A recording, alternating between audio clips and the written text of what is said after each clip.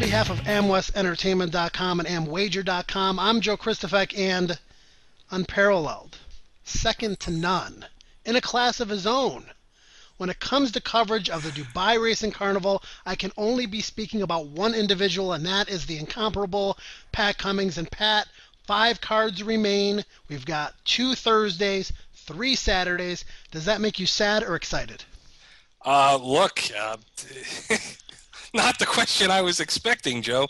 After all that praise, every Carnival night is exciting, and while I may be larger than some, I am not larger than the Carnival. No man is larger than the Carnival, and for that reason, all of that praise is only as good as your next tipping program, so to speak. So, look, I'm always excited for these days. We had a fairly decent week last week. I'm ahead of you in the Bankroll Challenge, which is very important. I don't know why you're fist pumping that, but look. I expect to lose to you. What are you talking about? Hey, when you get your best bet to pay $7 and change, and you hammer it in the bankroll, you deserve this kind of praise. But that was last week. We've got this week to cover, Pat, and we've got a lot of great stuff on AmWestEntertainment.com. As always, the comprehensive is there. Free past performances weekly, track his stats, your analysis and selections in greater detail, and also live video on the Carnival race days, including, of course, Super Saturday and Dubai World Cup Day, where we're going to have live chats next to that video, so it's going to be very interactive. Pat, let's recap Carnival Week 6, which was highlighted by a couple of stunning performances. Yeah, it's tough to find all the superlatives to really assign to this day. Unparalleled, second to none, class of their own. You got it. I mean, okay, I guess it is easy to find those superlatives, or it helps to just recycle them from time to time. Look, let's go back to the Firebreak Stakes Variety Club. Very impressive. He kind of got the first wow of this recap, at least, because we had more wows on the card. But, very few horses go to the lead, set a fast pace at Meydan, stay on, and basically the margin never really changed much in the stretch. This was incredibly impressive. There was confidence exuding from trainer Mike DeCock, who has had this horse in his yard. His actual trainer, Joey Ramsden, who has been commuting into Dubai to oversee the preparations, he was exuding confidence. The horse ran like it. They had indicated that not a thing had gone wrong with this horse. And I made him a selection, and a lot of other people did too. It wasn't all that hard to find him. I thought he was very impressive. Yeah, 15 career wins, I do believe. And speaking of impressive victories, Pat, a horse coming in off a bit of a break who I know some of the pundits were kind of against going into this particular race, but he certainly made a believer out of a lot of people, and that was Long John. Yeah, whatever question you threw to Long John, Joe, and there were plenty of them, first time on the all-weather, in from Australia, where several horses that have come in there from Godolphin haven't always lived up to their billing, including in the 3-year-old ranks. First off of a freshening. Again, whatever you threw at him, he answered. And he answered it emphatically with a big win in the 2,000 Guineas. And it actually led you to the impression of, or I guess the next question, so to speak, which was, who's going to beat him? At least through the rest of the Carnival. Who's going to challenge him on Super Saturday in the Al Bastakia? Who's going to try and beat this horse in the UAE Derby? What you saw from him was a tour de force where he absolutely slaughtered the competition. Emirates Flyer comes up and runs a good second, kind of franking his own form from the Guineas trial. Wednon stayed on well for third for Mike DeCock, but I was just blown away by the performance of Long John. Terry Spargo was, you could hear it in his call, Aussie citizenship aside. Really, it was a double wow performance for me, even maybe more so than what we saw from Variety Club. And look, we saw Sen Chavez for Mike DeCock, Vercingetorix, 2 phenomenal horses that we should see Super Saturday and World Cup night, and then Russian Soul finally getting over the top. I know it was tough for you, Joe. You liked this horse and had a nice play on him when he ran second in the Dubai Stakes. Yeah, kind of outthought myself. Variety Club, love his stride, Pat. Long John, one powerful racehorse, just imposing physically. Russian Soul, I have no idea why I got off this horse in the spot plays. Would have never guessed he was going to pay $17, but he did. We're not going to dwell on the past. I think that's the theme of this video, Pat. Turn the page. That was then. This is now Thursday, February 20th. A new chance for more winners. 10:15 a.m. Eastern Time for the first post. 6 thoroughbred races. Featured race is the fifth, the $200,000 Balanchine, 1,800 meters on grass, featuring Certify, who looks to raise her record to a perfect 6 for 6. Kind of looks like a free space on this card. And if you're looking to try to beat Certify, well, you need some pretty good past performances to try to do that, along with a good eye. And to find other winners on the program, why not check out the Timeform US past performances? They are absolutely free through Super Saturday. The next generation of PPs, perfect for the Carnival, as they put all the horses on a global scale of rankings. Very mobile device friendly as well, so check them out at timeformus.com. Pat, race number 2, the Maidan Sobha Handicap, 1,600 meters on the Tapeta. Lukewarm morning line favorite here amongst an overflow field of runners is the number 3, String Theory, coming off a second place performance and a solid one behind Ottoman Empire, but that was over a longer distance of ground. Field of 16, as you said, Joe. Lots going on here. Let's start first off talking about one horse. That's number 10, Taylor Said. This is a new Godolphin runner. He last was seen winning the Long Acres Mile in 2012. He was privately purchased out of that race, didn't show up at all last year. He held nominations to some of the big races, but I guess things just weren't right with him. He never showed up. He's coming in off a 6-race win streak, but off of a very long break. I think he's going to get attention on the tote. He's 5-1 morning line, second choice, could go shorter. I think he's a play against in this spot given what we've seen. This is a very competitive field in here, and I want to really kind of focus on our main stat here, our trackist stat of the week, so to speak. 2 horses to focus on, and that's number 3, String Theory, and number 16, Intrigo. These horses covered, respectively, 15 and 19 meters more than Ottoman Empire, a Joe Christofek spot play winner. That distance equates to roughly 5.5 and 7 lengths of extra ground covered. Now, these horses were beaten by 1.25 and 2 3/4 lengths. So, overall, I think this makes them look very good coming out of that race. This is a contentious field. I wasn't all that happy with the ride from Intrigo last time. Sylvester de Souza will get the mount now. He's drawn well in gate 8, but String Theory drawn out in 14. He might have to cover some extra ground. There does appear to be some pace. Our old warrior, Diesel Leader, is here. No, even though he's not going to be in my bankroll challenge this week, I am going to have some money on him. I just have to. He's just one of those horses for me. And we get a fascinating raider in Katuma from Saudi Arabia. This is a filly a mare rather, who they were thinking of maybe going to the Balanchine, saw Certify, entered, said, no, I think we'll go here. I have rarely seen a horse win as impressively as she did 2 starts back in Saudi. She's drawn in 16. So a lot of horses in this race can win, Joe. I'm siding with number 16, Intrigo. Charlie Appleby, Sylvester de Souza, covered a lot of ground. Both he and String Theory back up to 1,600 meters. I think that's a key here. Yeah, and you've talked about a lot of horses, but you haven't mentioned the horse I fancy here, Pat. Number 1, Mustahil. Dropped in class last out, finished a good second, beaten only a neck by Eastern Rules. Winless at Maidan, but appears to have found the right spot and should offer some value at 10-1. And I think it's interesting at the Carnival because I think placement of horses is very important. There are distinct class levels, tougher competition, easier competition. I think this horse is at the right level and should offer a square price and, like you said, a wide open race. Yeah, Joe, and it is. And look, you can't mention them all. This is one that deserves. I mean, there's a ton of horses in this race in that 10 to 15-1 range, and some will go a little higher, some will go a little lower. You've just tipped him up. He is the top weight in the field, so that will be a bit of an impost for him, obviously. But look, never going to talk anyone off a 10-1 shot. I'm not quite sure personally how good the Eastern Rules form is, but we're going to see him later in the card. He runs towards the back end of the card. Good point. So we'll find out if that's a key race moving forward. Pat, one of the most visually impressive performances that I've seen the entire Carnival came via the hooves of Caddo Mountain. That happened 5 weeks ago, and the story is not told by that 2-length margin of victory. Yeah, it could have been a lot more. Mikhail Barcelona really geared him down, as the replay shows. Yeah, a tight hold, Joe.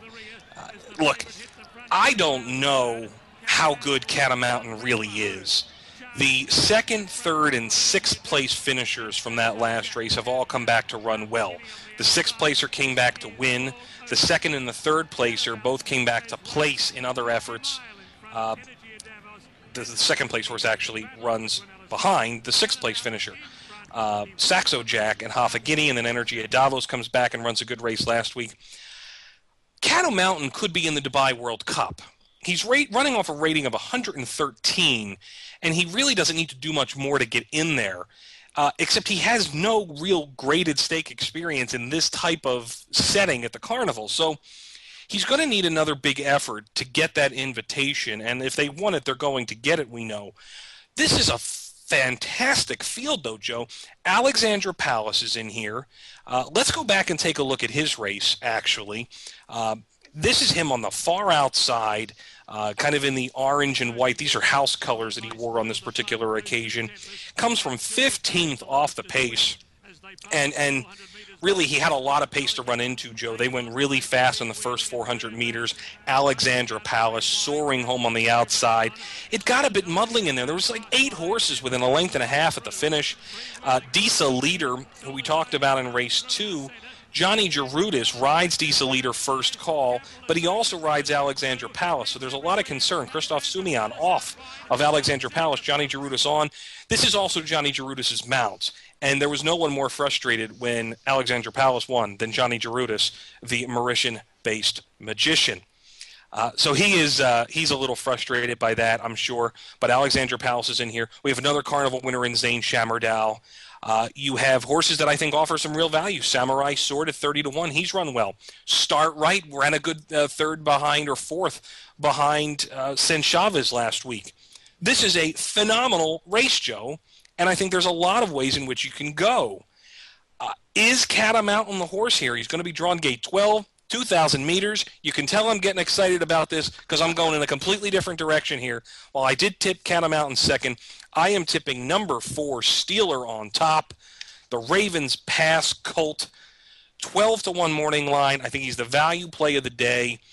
He's going third up off the extended layoff. He ran credibly and was running on Tapeta in the Maktoum Challenge from well off the pace when he was kind of just getting things back in gear. He ran on the engine in the Al Rashidiyah. I think, this is a ridiculously competitive race. We could see a couple Dubai World Cup night runners in here. I think Steeler is the one who pulls a bit of a surprise. Well, I don't have one on right now, Pat, but I tip my hat to you for that assessment. Personally, I think Caddo Mountain's going to win by about 2.5, 3, maybe even 4. He could. Yeah, he could. He's going to prove it to me here. He's getting a better field. But this is one of the most compelling races of the Carnival. I'm not saying it's going to be the most interesting, the greatest race to bet, but it's compelling all to see how Caddo Mountain really fares in this next up effort. Very, very true. Every horse has to pass an acid test before we can truly call them legitimate. And speaking of legitimate, Mr. Cummings, race 5, the featured Balanchine for female turfers, traveling 1,800 meters, certifies 5 for 5. Certify winner comeback race 5 weeks ago for fun. Certify is an overwhelming favorite against 5 rivals on Thursday. Certify is certifiably good. I'll be shocked if Certify doesn't win. She's the best bet of the day. She has to be. She faces almost all these rivals again. The margin against L'Amour de ma Vie in the Cape Verde wasn't much, Joe, but it was the way she did L'Amour de la Vida, I mean, she really was game, man. I know she was all out, though. She was game but all out, and Certified was not all out. Yeah. She definitely had the stranglehold. Flotilla could improve. Pearl of Africa could improve. But if they beat Certify, I'll be very surprised. It's happened before. It could happen again. It's horse racing. She's the 1-2 morning line favorite for a reason. She maybe even go off a little bit shorter than that. L'Amour de ma Vie. The love of my life, Joe. The love of my life. What a lucky girl that's going to be. Okay, so, Pat, we've got the best bet of the day certified. She's going to be a chalk. We need to get all of your selections after we talk about race number 6, which is the Dubai Millennium Stakes. Mujarib was a surprise last time, even surprised the connections, storming home on the far outside to get the job done. But you don't think he's going to surprise anyone this time because he's 2-1 in your morning line. Yeah, he's a horse that I think could end up in the Dubai World Cup. Joe, I don't know if he absolutely has to go on the grass, but that'll be a decision connections make. They only have so many horses they can put on the turf. 2,000 meters, we'll see how he progresses. I just think this is an easier spot for him than what he faced last time. He wins the Al Rashidiyah, beats Mushrek, a multiple Carnival winner in Mushrek, a really decent field. And Mujarib was almost 25 to 1 in England. He was only 5, 6 to 1 in the U.S. on the tote, which was a bit surprising, but somebody cleaned up, and it wasn't associated with the yard. They were really surprised that he ran as big as he did. A placing wouldn't have been strange, but to really sweep by the field as he did, and frankly, this is an easier bunch. Tazaday's in with a shot. Empoli, who scratched at the gate because he refused to load last week, he's had to pass a stalls test. And I don't think Dasteron is all that impossible breaking from the inside for Maxime Guillon. I went 2-1-5 in the last, but I did have to side with Mujarib. When they prove it that well first up, I think there's value there. Well, viewers, in case you haven't noticed, Pat Cummings has opinions. I have opinions. Everyone has opinions. That's what makes horse racing so great. And I think you should put those opinions into a place where you can potentially make some money for free. And that's a new Dubai contest at DerbyWars.com. It's running throughout the carnival. Free to get in, but entries fill up quickly. So make sure you register as soon as possible. Last week's winner was Barbara Bowley, otherwise known as Sophia, one of the Derby Wars regulars and a $10,000 winner in a previous contest on Derby Wars. Strong late push last week with Russian Soul and Songcraft back-to-back to take home the $75 top prize. Don't forget to visit HorseRacingNation.com. Horse Racing Nation spun Derby Wars, and it's a great place to join the nation, join the discussion, follow them on Facebook, follow them on Twitter. Pat, this is the time that we always look forward to, a complete release of all of your selections for Thursday. Pat's picks for the day, Joe. I mentioned Eastern Rules was running later in the card. I lied. He's running in the first race of the card, drawn to the inside for McAlford, but I sided with Anaerobio. Again, it's between, a funny decision here. Christophe Soumillon is on Zahi, Pat Cosgrave on Anaerobio. That combination's also won before, too, but I think Anaerobio is a deserving choice. He actually gets some slight class relief here. So I went with Anaerobio. Intrigo in the second. Hatoto coming back on the grass. I think this is a horse that's being meticulously campaigned after his very good first up run, Hatoto. Steeler, Certify, Mujarib. It's 6 races, 6 words, 1 word for each winner of the night. We'll see if we can pull it home. What do you got on spot plays? 3 out of 4 have 1 word, Pat, so Catamountain's the other one that's got 3 words, but I do believe this horse will win anyways. Zahi, I'm a fan. A very impressive win first up at the Carnival. Maybe a little bit too far and too tough a competition last time. Perfect distance back on turf. Zahi for me in race number 1. Mustahil, a long shot price in race number 2 at 10 to 1. Just missed last out, fits like a glove. Catamountain romped last time. How good is he? We'll find out. He's 5 to 2. I hope I can get that price on him. I'd even settle for 2 to 1. And Tassaday, who didn't get a fair crack last out against Tougher, should be tighter for this 4 to 1 in race number 6. I'll go with the number 5, Tassaday. Pat, the bankroll challenge, we both had a winner last week. Yours paid a better price. You had more money on it. Therefore, you've increased your bankroll and increased your lead on me through 6 weeks. Well, it wasn't so much increasing the lead; it was taking the lead. I think you were down $3 going into last week. I was. It was a slow movement coming forward, but yeah. Hey, look, we got on top to $535. Unlike but most thoroughbreds, Pat, I've got 2 moves at least, so be careful. We're still down though, Joe. So we can't get too happy about who is the least loser, so to speak. Anyway. Let's get into the plays for the week. I've got 4 plays. 3 of them are in race 2. $25 to win on Intrigo number 16. If we can get around that 10 to 1, I'm not sure if we will with Sylvester de Souza. It is a question. It's really tough to assess how the punters are going to take over this well-matched 16-horse field. And then I'm going to go with $10 exacta box, String Theory and Intrigo. I like both of them off of the Track-A-Stat coming out of the same race. And then we're going to use a play pick 3 in that race. We're going to add in Diesel Leader, have to. Then single Hatoto in the 3rd race on the turf. And then I'm going to go 7 deep in that 4th race. Now, Steeler's in that mix there, but there's quite a few other horses that I wanted to use. It's a $21 play. And then we'll take the remaining $34 and put it on the value play of the day, Steeler to win in race 4. Well, apparently, at least this week, the word place is not in Pat Cummings' vocabulary, but it is in mine because I'm spreading my money around in my bankroll plays, once again playing a little bit more conservatively than Mr. Pat, which is pretty much the way I live my life. Race number 1, Zahi, 10 to win, 20 to place.